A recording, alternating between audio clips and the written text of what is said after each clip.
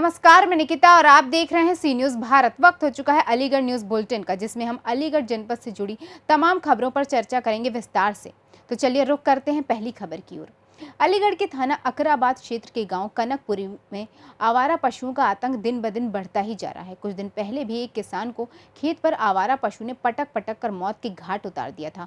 वहीं इन दिनों हो रही भीषण गर्मी के चलते 70 वर्षीय एक वृद्ध महिला घर के बाहर टहल रही थी। तभी एक आवारा पशु ने वृद्ध महिला पर हमला बोल दिया, जिससे वृद्ध महिला गंभीर रूप से घायल हो गई। जिसके बाद महिला को अस्पताल ले जाया गया, जहां महिला की हालत बिगड़ता देख डॉक्टरों ने महिला को जिला अस्पताल रेफर कर दिया। आपका जोर से बोलो, क्या नाम है आपका? गुड्डो। अच्छा, गाँव शंकर।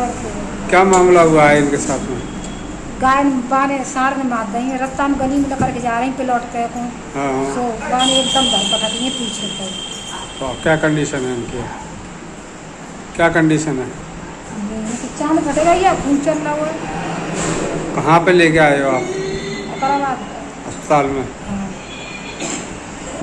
गाँव हम शंकर। अच्छा, क्या घटना हुई है? ये कौन लगती हैं आपके? ये मेरी माँ है। क्या घटना हुई है? ये गाय मुझे घर से आ रही थी, गाय निकल रही थी, गाय ने ये पटक ली। तो और भी कोई घटना हो चुकी है तुम्हारे गांव में इससे पहले? ना ना है। अरे हाँ, थलसी खत्म भाई वरना। वो भी आवारा गाय ने मारी है? हाँ है? तो इस संबंध में आपने किसी से शिकायत करी है? नहीं, हम तो नहीं किया था। पहले पहली बार चौथाई गई, पहले छोटे पटक रही तो हमने कछुआ गई। एक दूसरे की गाय थी। पहले भी ऐसा हो चुका है? हाँ, पहले हो चुका है इनके साथ में। चौथा के नंबर है ये बढ़िया का। अच्छा अच्छा। उस गाय में। अलीगढ़ से सी न्यूज़ संवाददाता संजीव शर्मा की रिपोर्ट। प्रदेश के मुख्यमंत्री योगी आदित्यनाथ के द्वारा कायाकल्प योजना के अंतर्गत प्रदेश भर के प्राथमिक विद्यालयों का कायाकल्प तो कराया गया, लेकिन जब इसकी सच्चाई जानने के लिए हमारे संवाददाता अलीगढ़ के लोधा ब्लॉक के गांव अमरपुर कोंडला के प्राथमिक विद्यालय पहुंचे तो यहां सब कुछ उल्टा ही नजर आया। दरअसल आपको बता दें कि कायाकल्प योजना के अंतर्गत प्रदेश के सभी प्राथमिक विद्यालयों की तस्वीर बदलने के लिए सीएम योगी ने आदेश दिया है, लेकिन यहां के अमरपुर कोंडला के प्राथमिक विद्यालय में अभी भी एक ही कमरे में बैठाकर कक्षा 1 से 5 तक के बच्चों को पढ़ाया जाता है। साथ ही इसी कमरे में विद्यालय का किचन भी है और प्रधानाचार्य का ऑफिस भी। विद्यालय में बच्चों के लिए पीने के पानी तक की व्यवस्था नहीं है। एक हैंडपंप है जो वो भी खराब हो चुका है। सर, कायाकल्प में तो ज़्यादा काम नहीं कराया गया है। जो काम कराया गया है बस इसमें इस रूम में टाइल्स हैं और रसोई घर में और टॉयलेट में। जो बच्चों की बैठने की जगह है वो कहाँ पर है? बस यही एक कमरा है। बस एक ही कमरा है। कितने बच्चे आते हैं आपके यहाँ? 50-55 बच्चे डेली ज़्यादातर आ ही जाते हैं, कभी कभी थोड़े बहुत कम आए। वैसे कितनी संख्या है बच्चों की? 71 बच्चे हैं। 71 बच्चे हैं। 71 में से 55 आते हैं। और अभी तक कायाकल्प के आधार पर सिर्फ बस एक रूम और एक टॉयलेट कोई सही कराया गया है। हाँ, और किचन में बस। मैडम, जिस प्रकार से एक प्राथमिक विद्यालय में प्रिंसिपल अध्यापक के लिए एक ऑफिस होती है, पूरी बिल्डिंग होती है जिसमें कि पहली, दूसरी, तीसरी, 5वीं तक की कक्षाएं बनी होती हैं, उस प्रकार से इस स्कूल में कुछ भी देखने को नहीं मिल रहा है। उसके लिए आप क्या कहोगे? सर, हमने जो सर आए थे हमारे AVS सर, उन्होंने कहा था प्रधान जी को बुला के कि इनको मतलब ग्राम पंचायत जो पंचायत भवन है ना, उसमें जगह दे दो।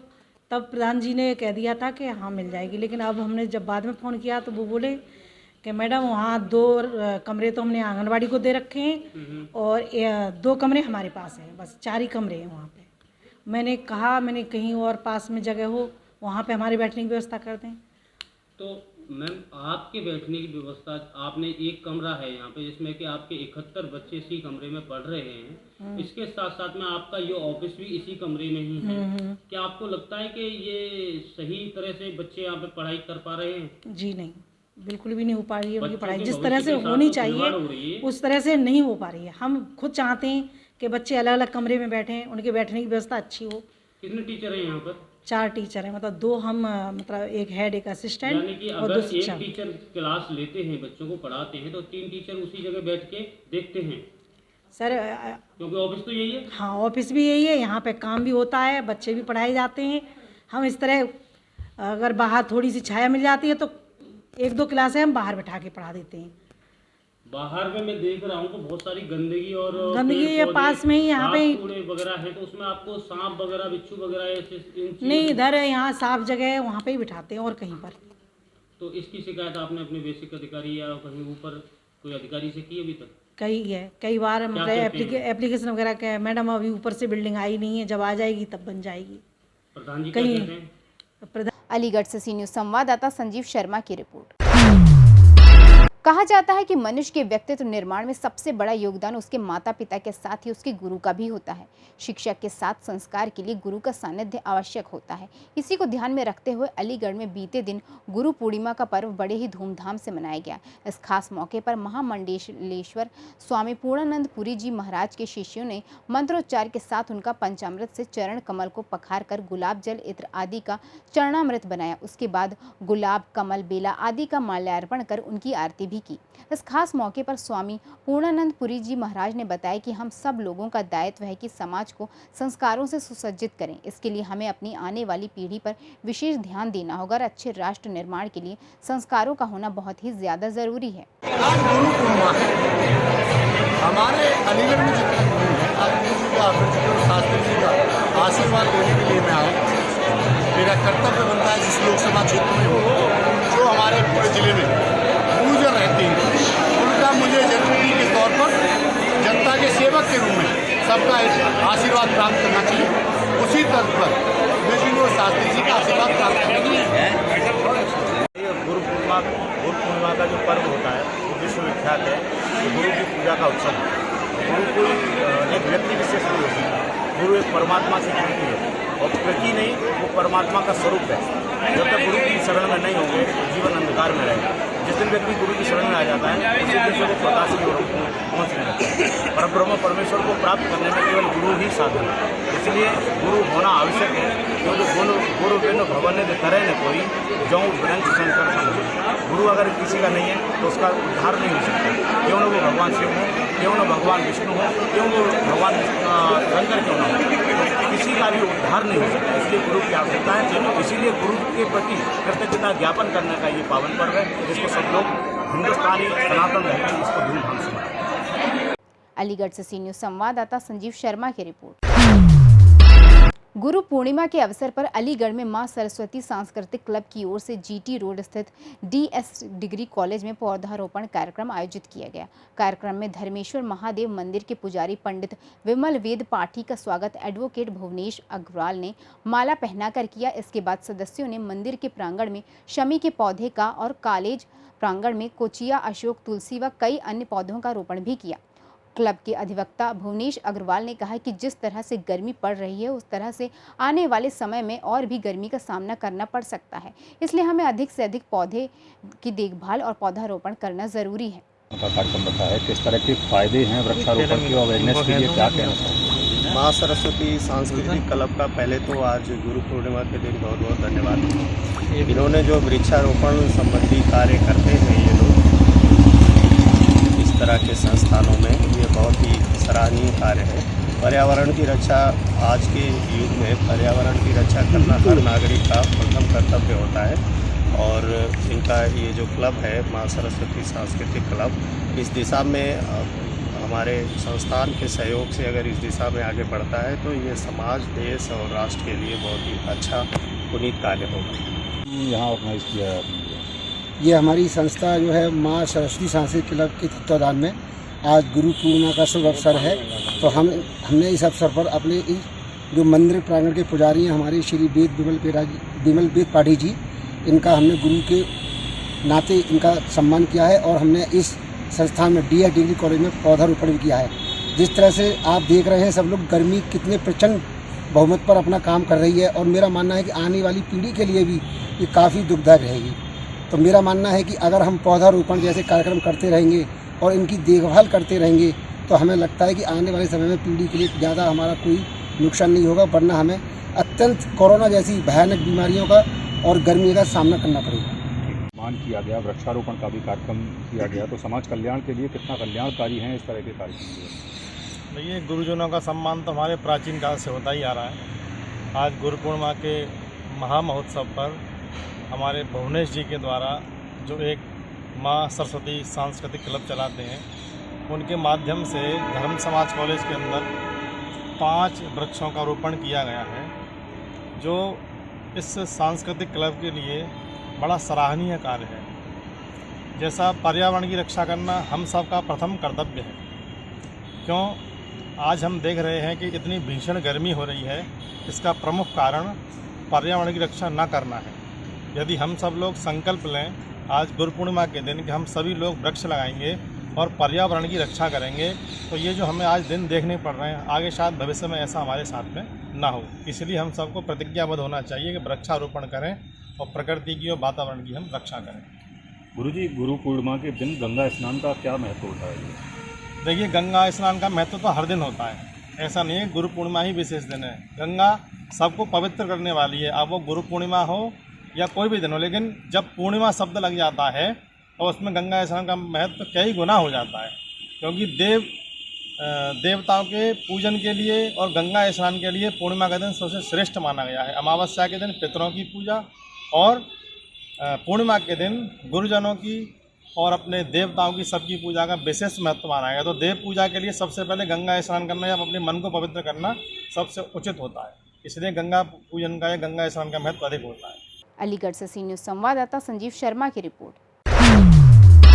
प्रदेश भर में सरकारी अस्पतालों की डॉक्टरों के ट्रांसफर होने की वजह से मरीजों को परेशानियों का सामना करना पड़ रहा है। ताज़ा मामला अलीगढ़ के जिला चिकित्सालय मलखान सिंह का है, जहां पर डॉक्टरों के तबादले के बाद इलाज कराने के लिए जिला चिकित्सालय पहुंचे मरीजों का तड़पना साफ तौर पर देखा जा सकता है।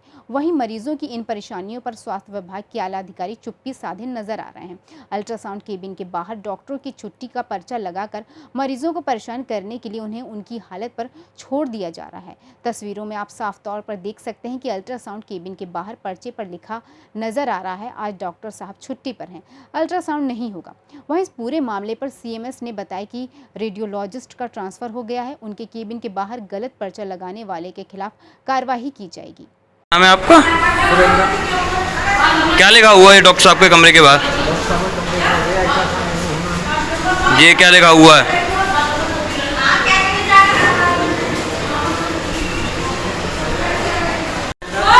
ये डॉक्टर साहब के कमरे पे क्या लिखा हुआ है?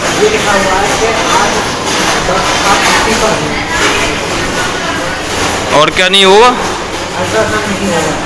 अच्छा, मेरा नाम राजा है। राजा कहाँ आए हो ये बताओ? मैं मलखान सिंह आया था अल्ट्रासाउंड कराने। क्या हुआ? यहाँ पर बोर्ड लगा रखा है कि डॉक्टर साहब छुट्टी पर हैं और यहाँ अल्ट्रासाउंड हो नहीं पाएगा। अब बताओ हम गरीब आदमी कहाँ जाएँ?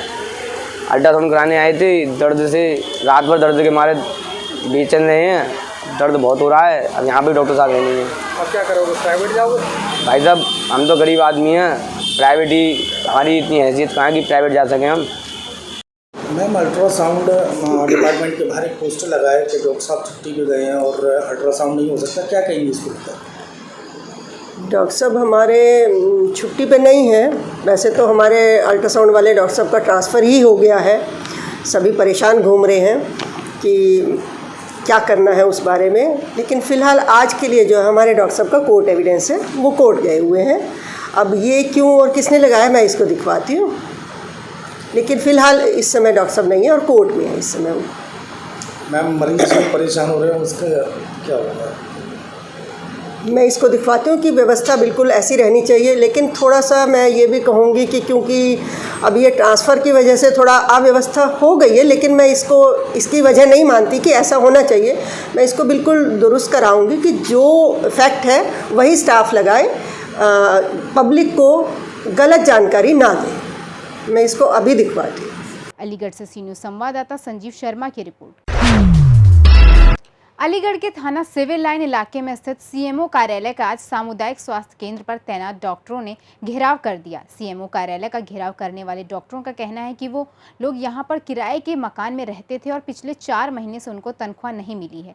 यही वजह है कि उन लोगों की आर्थिक स्थिति खराब होती जा रही है और तनख्वाह न आने से आक्रोशित दर्जनों डॉक्टरों ने आज सीएमओ कार्यालय का घेराव किया है। आज हम सैलरी के संबंध में आए हैं। हम लोग इतनी दूर दूर से सब लोग यहाँ रेंट पर रह रहे हैं और हमारी पिछले 4 महीने से कोई सैलरी नहीं आ रही है। और जो पुराने सीएचओ उनकी तो पिछले 2021 से पीवीआई नहीं आ रहा और सैलरी नहीं आ रही है। तो उनको समझना चाहिए कि हम लोगों को कितनी परेशानी हो रही है। हम उसके रिगार्डिंग ही यहाँ पर आए हैं और सर ने बोला है कि 2 दिन के अंदर सैलरी आएगी। अगर नहीं आती तो हम इसके आगे कार्रवाई करेंगे। किस वजह से सैलरी नहीं आ रही है? ये बोलते हैं कि बजट नहीं है, हमारे पास बजट नहीं है। अब ये तो वही जाने कि बजट है कि नहीं, पर हम लोगों को यही जवाब मिलता है कि आप लोगों के लिए बजट नहीं है अभी हमारे पास। कई लोग राजस्थान से, अदर स्टेट से आए हुए हैं। कितने लोग होंगे? सभी ब्लॉक्स में 216 सीएचओ, किसी का भी नहीं आया है। 12 ब्लॉक में। क्या नाम है? मेरा नाम पूनम सिंह। मेरा नाम सचिन कुमार है, सामुदायिक स्वास्थ्य अधिकारी हूँ जमा ब्लॉक पे। हमारा सितंबर 2021 से पीवीआई नहीं आया है और अप्रैल से वेतन नहीं आया है। इस संबंध में हम यहाँ पे आए हैं, सीएमओ साहब से मिले हैं। सीएमओ साहब ने बोला है कि 2 दिन में वेतन आ जाएगा। 2 दिन में नहीं आता तो 2 दिन में वेतन नहीं आया तो हम दोबारा यहाँ पे आएंगे और जो आगे कार्रवाई होगी अधिकारियों से बात करके संबंधित विचार करेंगे फिर साथियों से। कितने लोग हैं ऐसे जिनके वेतन नहीं है? सभी 216 सीएचओ हैं जनपद अलीगढ़ में, किसी का भी नहीं है। 12 ब्लॉक है, 12 ब्लॉक में से किसी का नहीं आया। क्या नाम है आपका? सचिन कुमार। अलीगढ़ से सी न्यूज़ संवाददाता संजीव शर्मा की रिपोर्ट। फिलहाल के लिए अलीगढ़ न्यूज़ बुलेटिन में बस इतना ही। देश और दुनिया की तमाम खबरों के लिए देखते रहिए सी न्यूज़ भारत।